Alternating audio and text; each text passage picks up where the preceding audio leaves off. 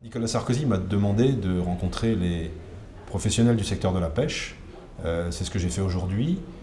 Et mardi dernier, j'ai rencontré tous les professionnels de la filière pour leur redire l'attachement de Nicolas Sarkozy au modèle de pêche français et européen et à son souci de voir ce modèle préservé, non seulement préservé, mais se développer dans une pêche durable, telle qu'il le souhaite lui-même, telle qu'il l'imagine.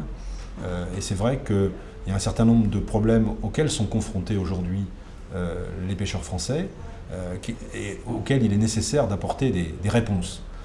Ces réponses sont évidemment des réponses françaises, mais sont aussi des réponses à l'échelle européenne.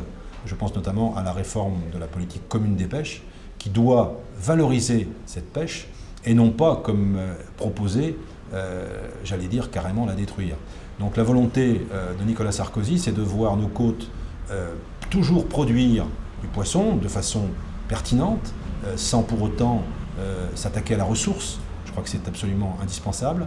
Et c'est exactement ce qu'il pense. Et maintenir évidemment les nombreux emplois que génère cette activité dans nos ports, tout au long de nos côtes. Il faut rappeler quand même que la France est le deuxième producteur des produits de la pêche et de l'aquaculture en Europe, et que cette activité emploie des dizaines de milliers de personnes, que ce soit des emplois directs ou des emplois induits.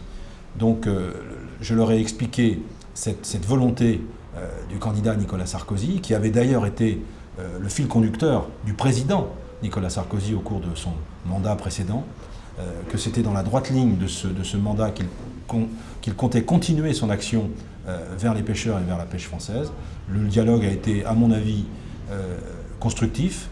Ça a été un vrai dialogue et je pense que les représentants du secteur de la pêche ont compris tout l'intérêt que portait Nicolas Sarkozy à cette activité économique.